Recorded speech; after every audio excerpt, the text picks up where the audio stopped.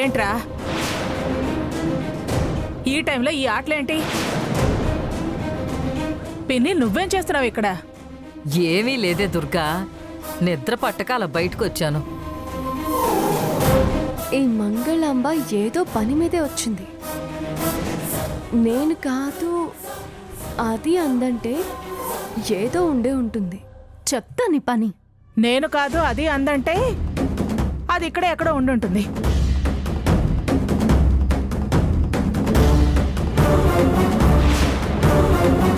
ఎవరు ఎవరి కళ్ళు కప్పి ఆటలాడుతున్నారో త్వరలోనే తెలుస్తుందిలే దుర్గమ్మ. ఏంటే తెలిసేది? కనపడుతూనే ఉంది కదా. కనపడేది వేరు, అసలు కథ వేరు. అందరి కథలు నేనే తేలుస్తాను. నేను అదే పని మీద ఉన్నాను దుర్గమ్మ. తులసి వదిలే, మళ్ళీ మొదలా? మొదలు పెట్టింది నువ్వే కదరా. ఈ టైంలో ఆటలేంటి? ఏదో సరదాగా లేమా, వదిలే.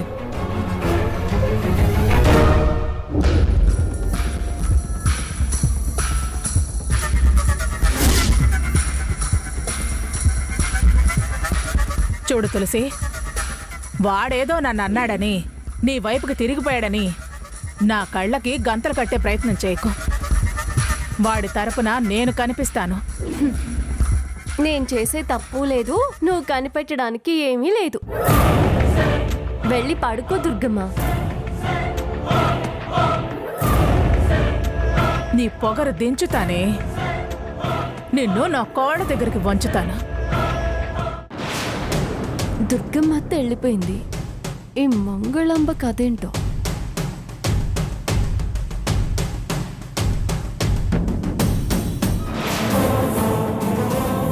ఏ ముసలి ఆగవే. ఏంటి విషయం? ఆదిత్య పట్టుకోగానే నాకేం తెలీదు, అదే వెతుకుతానందేనన్నావు. నేనలా ఎప్పుడు అన్నానే? ఇందాక అన్నావుగా. నేనలా అన్నానా? అన్నావు. ఏదో కంగారులో అనుంటానులే.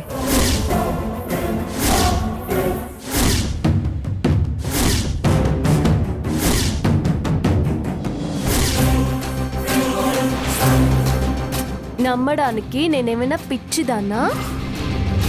నీ కిడ్నాప్ వ్యవహారం మొత్తం మామయ్యతో చెప్తాను. మర్యాదగా చెప్తావా? అన్నంత పని చేయనా చెప్పు. నడకేంటి అలా ఉంది? మందేశాడా? అయినా ఈ టైంలో ఎక్కడికి వెళ్తున్నాడు? వదలవే, ఇలా గట్టిగా పీక పట్టుకుంటే ఎలా చెప్పనే? వదులు, వదలవే, వదులు.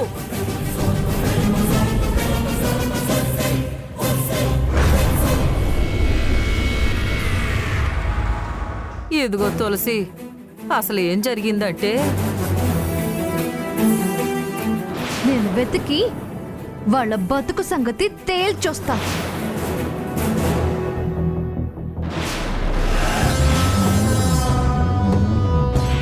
బ్యాగులు వెతుకుతుందా? చెప్తా దాని సంగతి. ఇంకొకసారి మా అమ్మ నాన్నల జోలికొస్తే బాగుండదు.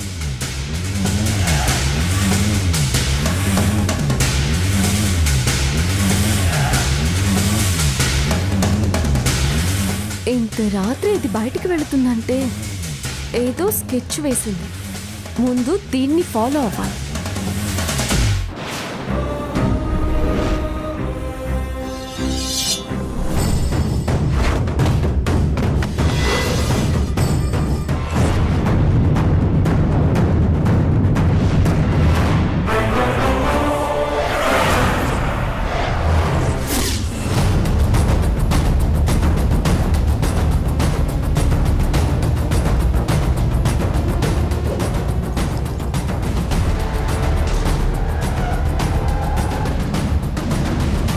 ఆ 47 తగిలి ముద్దు దక్కకుండా చేసింది.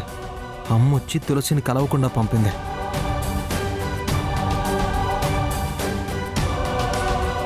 అత్తయ్య వాళ్ళ ఇంటికి ఏమన్నా వెళ్ళిందేమో. ఎక్కడికి వెళ్ళినా ఇవాళ ముద్దు పెట్టకుండా నిద్రపోయేదే లేదు. పెడతాను.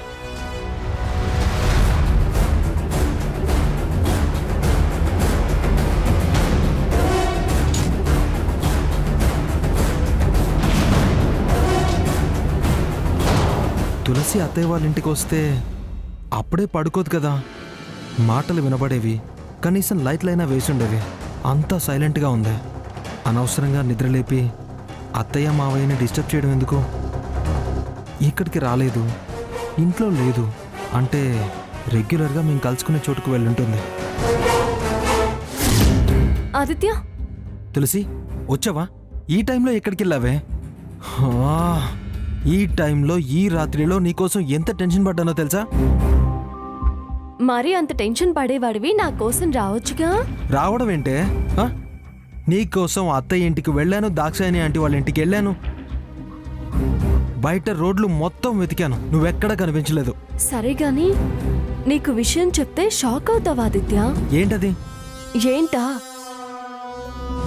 మన ముందు లక్ష్మి రాహుల్ని చీకొడుతుందా? అవును. ఎంతైనా తాళి కట్టిన వాడు అయ్యేసరికి వాడి ప్రేమకు లొంగిపోయినట్టుంది. అదేంటి? వాడెప్పుడొచ్చినా చీ కొడుతుంది, తిడుతుంది, కాపురానికి రాను పో అంటుంది. అదంతా నాటకం ఆదిత్య. డబుల్ గేమ్ ఆడుతుంది. మన దగ్గర ఒకలా, వాడి దగ్గర ఇంకోలా ఉంటుంది. అవునా? నీకెలా తెలుసే? అది ఇందాక బయటికి వెళ్ళడం నేను చూశాను. డౌట్ వచ్చి దాన్ని ఫాలో అయ్యి వెళ్ళాను. ఫాలో అవుతూ వెళ్ళానా, అది మిస్ అయింది. అది దానికోసం వెతుకుతూ ఉంటే అది ఒక బైక్ ఎక్కడం చూశాను. అది ఈ టైంలో బయటికి వెళ్ళడం ఏంటి, బైక్ ఎక్కడం ఏంటి, దాని అర్థం ఏంటి? నిజమా? నువ్వు చెప్పేది నిజమా? నిజమా అంటావేంటి ఆదిత్య? నన్ను నమ్మవా? నమ్ముతానే. అది వాడి బైక్ ఎక్కి వెళ్ళిందంటే నమ్మలేకపోతున్నాను. లేదు ఆదిత్య, అది డ్రామాల మారిది. దాని వెనక వాళ్ళ నాన్న ముందుగా ఆల్రెడీ వాళ్ళు డబ్బు కోసమే వచ్చారు అని మనకు తెలుసుగా. ఆ డబ్బు కోసమే వాళ్ళు డబుల్ గేమ్ ఆడుతున్నారు ఆదిత్య. వాళ్ళిద్దరినీ ఒక కంట కనిపెడుతూ ఉండాలి. నువ్వు చెప్పక పోలీసుడికే చెప్పావు. ఇంకా నాకు వదిలే, వాళ్ళ సంగతి నేను చూసుకుంటాను. ఇదిగో, అమ్మ చూస్తే రచ్చ చేస్తుంది. ముందు నువ్వు సైలెంట్గా వెళ్ళు, తర్వాత నేను వస్తాను. వెళ్ళు.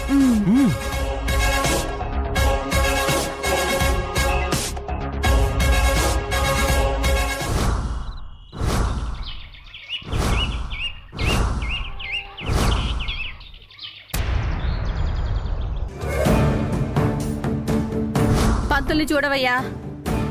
రేపు ఎల్లుండో మంచి రోజు చూసి ఆ తంతు జరిపించేద్దాం. అసలు ఈ పాపా బాబులు ఎవరు, ఎక్కడి నుంచి వచ్చారు, కన్న తల్లిదండ్రులు ఎవరు అని పంతం పట్టి ప్రశ్నించగానే టక్కున ఓడిపడ్డారు. వాళ్ళు వచ్చిన దగ్గర నుంచి చూస్తున్నాను. అది పల్లీలు మెక్కుతోంది, వాడు ఉల్లిదోసలు అంటూ ఆరాట పడుతున్నాడు. తిండి తిండి తిండి. వాళ్ళకి తిండి ధ్యాస తప్ప వేరే ధ్యాసే లేదు.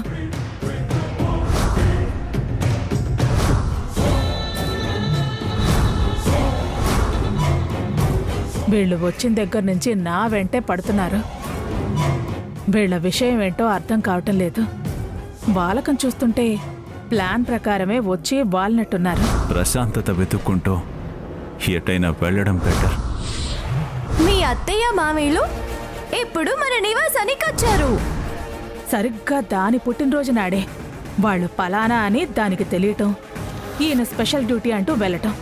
అది అప్పుడే ఇంటికొచ్చి రెచ్చిపోతూ మా అమ్మా నాన్నలు వస్తున్నారు, స్వాగతం ఏర్పాట్లు చేసి రెడీగా ఉండండి అని చెప్పటం చాలా విచిత్రంగా ఉంది. ఎన్నాళ్ల నుంచి లేంది ఇప్పుడు నేను తెలవాలి అనగానే తేలటం అంత తేలిగ్గా అంగీకరించే విషయం కాదు. ఆలోచించాల్సిన విషయమే. ఇదంతా మావారి పనేనా? పోలీస్ తెలివితేటలన్నీ నా మీద ప్రయోగించారా? ఉంటే బయటపడతారని స్పెషల్ డ్యూటీ పేరు చెప్పి వెళ్లారా?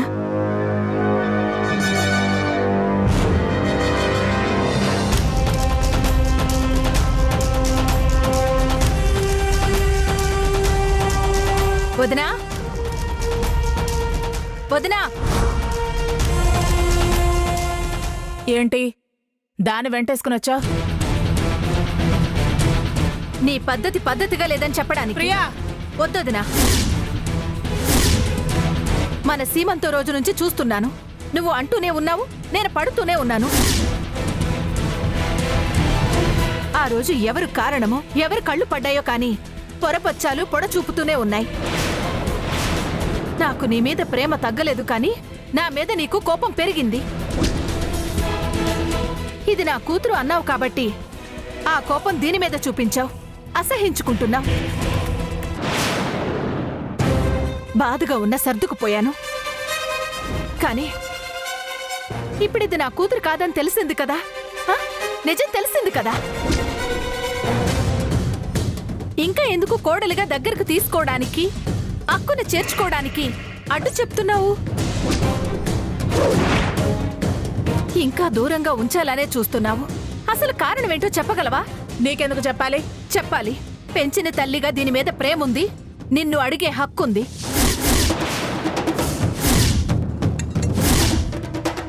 ఆడబిడ్డ హక్కు అది ఆస్తి పంపకాల్లోనే పోయింది. నేనేమి నువ్వు పంచి ఇచ్చిన ఆస్తులు మూటగట్టుకుని నెత్తిని పెట్టుకుని తిరగలేదు, అనుభవించను లేదు. అవన్నీ దీనివే, నీకు తిరిగి చెందేవే కదా. అబ్బబ్బబ్బబ్బబ్బా, నాకు అవి అక్కర్లేదు, ఇదిగో ఇది అక్కర్లేదు. ఆ మాట చెల్లదు కాని ఎందుకు అక్కర్లేదో చెప్పు. దాని గురించి నేను ఆలోచిస్తున్నాను, దీని వెంటేసుకొచ్చి నువ్వు అడుగుతున్నావు. దీన్ని బట్టి మొత్తం విషయం నాకు అర్థమైంది. ఏం అర్థమైంది దుర్గమ్మ? నువ్వు ఆగు తులసి. ఏంటొదనా, ఏంటి నీకు అర్థమైన విషయం? ఇదంతా నువ్వు మీ అన్నయ్య కలిసి ఆడుతున్న నాటకమని. వదినా, ఆపవమ్మా, ఆపు. అరిస్తే నాటకాలు నిజమైపోవు, పాత్రలు పాతుకుపోవు. నాటకం కాకపోతే ఇన్నేళ్ల నుంచి దానికి అమ్మ అయ్యని నేను అని నిజం తెలియాలి అని అనగానే తక్కువని ఎలా ఊడిపడ్డారు? ఎలా ఊడిపడ్డారు? ఆకాశవాణి ఏమైనా చెవుల్లో చెప్పిందా? అంతర్వాణి నీకు ప్రబోధించిందా? చూడొదినా, నువ్వేం మాట్లాడుతున్నావో అసలు నీకు అర్థమవుతుందా? దుర్గమ్మ, నీకు తోచింది నువ్వు అనడమేనా? లోకంలో ఎవరైనా ఎక్కడైనా కిరాయి తల్లిదండ్రులను తెస్తారా? అలాంటి పాప పనులు కూడా చేస్తారా? చేస్తారా అని తీగరాగాలు తీస్తావేంటే? నిన్నటిదాకా ఈ ప్రియా సాంబయ్య చేసిందేమిటో, లోకాన్ని మోసం చేయటం, నిన్ను కన్న కూతురు అని చెప్పుకోవటం. అది పాపం కాకపోతే ఇది కూడా పాపం కాదు. అది తప్పు కాదు. అంటి పెట్టుకున్న దాన్ని నా కళ్ళలోనే కారం చల్లిన వాళ్ళు, ఎక్కడి నుంచో వచ్చిన వాళ్ళు చల్లటంలో ఆశ్చర్యం ఏముంది? చూడు దుర్గమ్మ, నన్ను దూరం పెట్టడానికి ఎప్పుడూ ఏదో ఒక సాకు వెతకడం నీకు అలవాటైపోయింది. కానీ ప్రియా సాంబయ్యల విషయంలో ఇలా మాట్లాడడం భావ్యం కాదు దుర్గమ్మ. ప్రియని నువ్వు అలాంటి మాటలంటే నీకు పాపం తగులుతుంది. అలాగా? నాకు తెలియదులేమ్మా. తెలీదంట ప్రియా? పాపం దుర్గమ్మకి బాగా అర్థమయ్యేలా చెప్పు. ప్రియ తత్వము తెలుసు, గుణము తెలుసు. అనరాని మాటలని బాధ పెట్టి నోరు మోయించాలని చూడకు. ఆ మౌనాన్ని నీకు అనుగుణంగా మార్చుకోవాలని చూడకు దుర్గమ్మ. నాకు అవన్నీ అనవసరమే. ఆ మాట అనాల్సింది నేనొదినా. ఈ వాదనంతా అనవసరం. తులసిని కోడలిగా అంగీకరిస్తావా లేదా? అసలు వచ్చిన వాళ్ళు నిఖార్సైన వాళ్ళు కాదు. అసలైన తల్లిదండ్రులు అవునో కాదో తేలేదాకా కోడలుగా అంగీకరించేదే లేదు, దగ్గరికి చేరదీసేదే లేదు. చూస్తా, అది చూస్తా. ఎలా చేరతీయవో నేను చూస్తాను దుర్గమ్మ. ఇన్నేళ్లు చూసిందేమిటో, నువ్వు చేసిందేమిటో. దుర్గమ్మ, నీకు నువ్వుగా కోడలిగా అంగీకరించి హారతిచ్చి పిలిచి తీరుతావు చూడు. ఏంటే ఛాలెంజ్ చేస్తున్నావా? అంతేగా. సరే, అది చూద్దాం.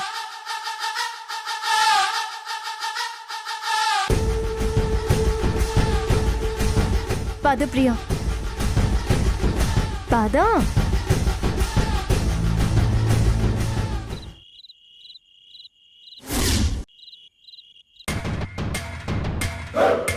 ఆ లక్ష్మి మాతో ఒక డ్రామా, రాహుల్తో ఒక డ్రామా ఆడుతుందా?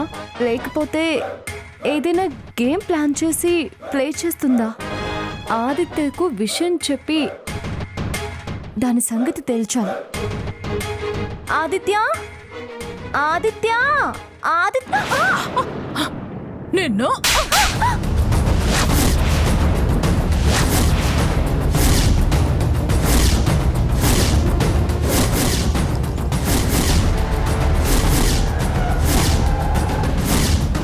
కళ్ళు నెత్తికెక్కయ్యా? మనుషులు కనపట్టాలా? అదేంటి అంత పెద్ద పిల్ల మీద చేయి చేసుకోవడం? అది మనం ఉన్నామని తెలుసు కూడా. పద అటో ఇటో తేలుతాం. ఆగండి, ఈ పొజిషన్లో వెళ్తారా? ఆవిడసలే మన బ్యాగులు బయట పడేస్తాను అంది. కాస్త ఆగు, తొందరపడితే మనమే ప్రమాదంలో పడతాం. తులసి జీవితం తీర్చిదిద్దేదాకా మనం జాగ్రత్తగా ఉండాలి. ఏం చూసుకునే ఇంత మిడిసిపాటు? వద్దత్తయ్య, చెల్లుబాటు అవుతుంది కదా అని మాటలు మీరొద్దు. నువ్విప్పుడు చెంప మీద కొట్టాను అని అనుకుంటున్నావు, కానీ నా అమ్మ నాన్నల గుండెల మీద కొట్టావు. మాట అనడం తేలిక కాదు.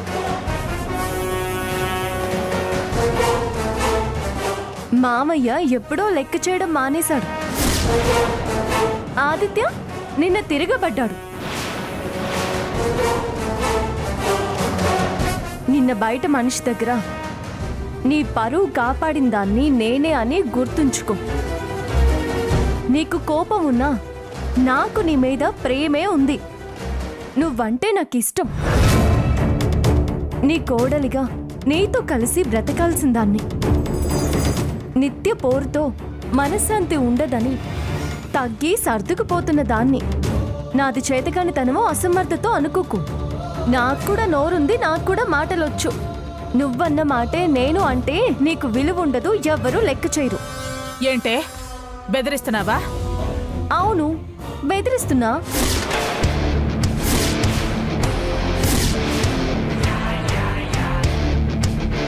కాలం ఎప్పుడూ ఒకేలా ఉండదు. ఈ వేళ ఉన్న ఓపిక రేపుండదు. ఈ శక్తి పర్మనెంట్ కాదు. పెద్దతనం, చేతగానితనం ఎవరికైనా తప్పదు. ఏ అత్తగారికైనా కోడలతో సేవ చేయించుకోవడం తప్పదు.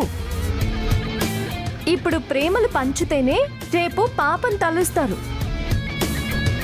అనడం గొప్ప కాదత్తయ్య. పడకుండా ఉండడం పెద్దతనం. నువ్వంటే నాకేం తక్కువ కాదు.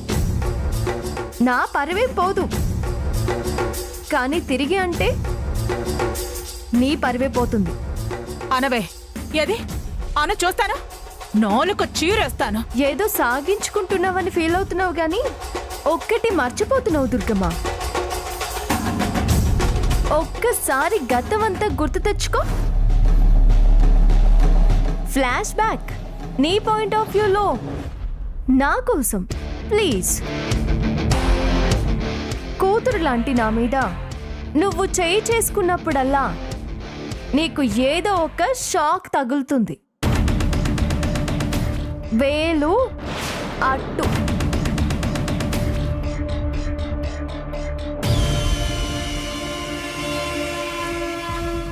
ఇదే విధంగా ఈవేళ కొట్టావు కదా, రేపు ఖచ్చితంగా షాక్ తగిలే తీరుతుంది. ఇదే నిజం. అవును కాదు చూద్దాం.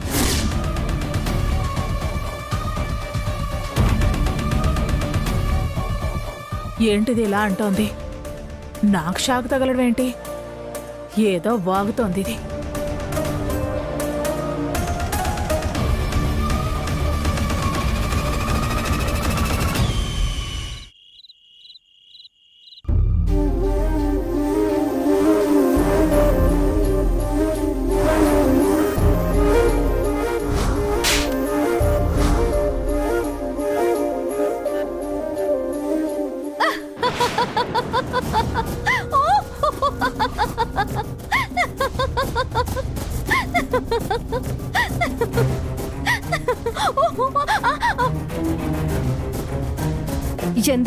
ఎందుకే నవ్వుతున్నావు? ఇక్కడేమైనా పురుగు తొలుస్తుందా? నాకిక్కడ పురుగు తొలచడం కాదు, నీకే ఇక్కడ పురుగు చచ్చింది. అక్కడ పడింది, ఇక్కడికి ట్రాన్స్ఫర్ చేయమంటావా? వద్దులే, నీ ఆస్తి నీ దగ్గరే ఉంచుకో. నవ్విందెందుకు చెప్పవే, లేకపోతే చంప వాచిపోద్ది. ఏంటే వాచేది? చూడు తులసి, నన్ను తింగర్ దాన్ని అన్నా, నావి తింగర్ పనులు అన్నా, ఇంతవరకు దుర్గమ్మత్త నా మీద చెయ్యే ఎత్తలేదు. కానీ ఇప్పుడు నీ గూప గుయ్యమనిపించిందిగా. దీన్ని బట్టి నీకేం అర్థమైంది? ఆ సౌండ్ లో నీకు ఏం వినపడిందమ్మా? నాకు వినపడేది కనపడేది అర్థమైందిలే, కానీ నీకు వినపడదు కనపడదు అర్థమూ కాదు. నీకేం అర్థమైందో చెప్పవే. నేనంటే ప్రేమ, నువ్వంటే కోపం అని.